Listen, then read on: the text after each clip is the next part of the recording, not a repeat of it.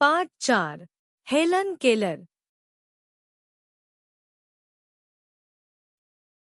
आरंभ करने से पहले, शारीरिक दुर्बलता हमें अवश्य कमजोर बना देती है, परंतु सही मार्गदर्शन मिलने पर यह दुर्बलता हमारी कमजोरी नहीं, ताकत बन जाती है।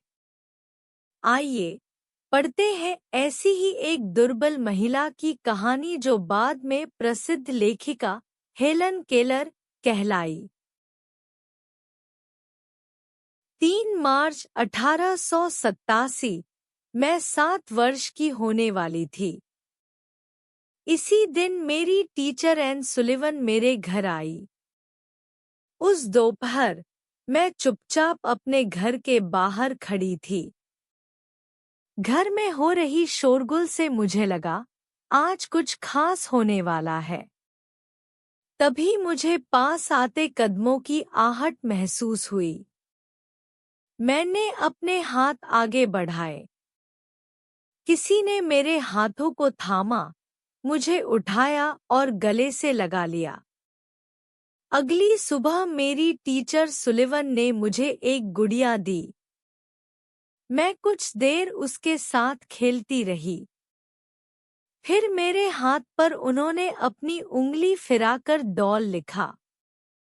मुझे उंगली के इस खेल में बहुत मजा आया। मैं झट से उसकी नकल करने लगी। जब मैं उस तरीके को सही से करने लगी तो लगभग दौड़ते हुए मैंने सीढ़ियां पार की और अपनी माँ के पास पहुंची। अपनी बाँह आगे करके मैंने उस पर डॉल लिखा। मुझे नहीं मालूम था कि मैंने अभी-अभी जो लिखा है वह किसी शब्द के हिज्जे हैं। मुझे तो यह भी नहीं मालूम था कि शब्द भी कोई चीज होते हैं। मैं तो हाथ पर एक खास तरह से बस उंगली फिरा रही थी। आने वाले दिनों में मैंने इसी तरह कई नए शब्द सीखे, हैट, कप, पेन और बहुत सी क्रियाएं भी, जैसे सिट, वॉक, स्टैंड आदि। मैंने इन शब्दों को बस लिखना सीखा। शब्दों के अर्थ भी होते हैं। यह तो मैं अपनी टीचर के साथ कई हफ्ते गुजारने के बाद ही जान पाई। एक दिन मैं अपनी नई गुड़िया के साथ खेल रही थी। मिस सुलिवन ने मेरी बड़ी सी गुड़िया को मेरी गोद में रखा और मेरे हाथ पर लिखा डॉल। वे मुझे समझाना चाह रही थी कि उनके द्वारा मुझे अभी दी गई और मेरी पहली गुड़िया दोनों ही डॉल है। उस दिन सुबह मग और वाटर शब्दों को लेकर मुझे काफी उलझन हुई थी। सुलिवन ने मुझे समझाने की बहुत कोशिश की कि मग और वाटर अलग-अलग शब्द हैं, लेकिन मैं लगातार इसका विरोध करती रही। आखिर तंग आकर उन्होंने बातचीत ही छोड़ दी। उनकी बार-बार की कोशिशों से खींचकर मैंने गुड़िया को जोर से जमीन पर पटक दिया। जब उसके चिथड़ों को मैंने अपने पैरों पर महसूस किया तो मुझे खुशी सी हुई। न बुरा लगा, न कोई अफसोस हुआ। मैं जिस अंधेरी दुनिया में जी रही थी, वहाँ प्रेम प्यार की गुंजाइश कम ही थी। मुझे आभास हो चुका था कि मेरी टीचर गुड़िया के बिखरे चिथड़े बुहार रही है। मुझे लगा कि अच्छा हुआ मुझे तकलीफ देने वाली चीज का हमेशा के लिए सफाया हो गया। फिर उन्होंने अंदर से टोपी लाकर मुझे पहनाई। मैं समझ गई कि हम बाहर जा रहे हैं।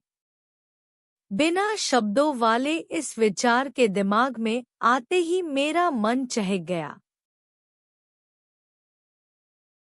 हम एक कुएं के पास से गुजरे।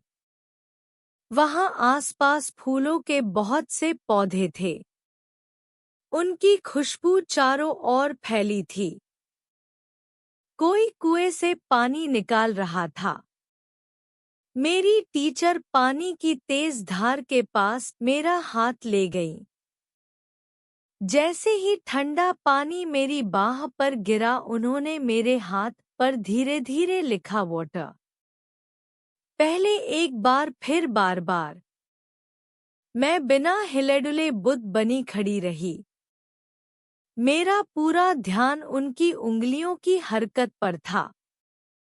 अचानक जैसे मेरे आगे भाषा का रहस्य खुल गया था। मुझे पता चला कि वाटर अर्थात वह ठंडी चीज जो अभी-अभी मेरे हाथ पर बह रही थी, उसका कोई अर्थ भी है।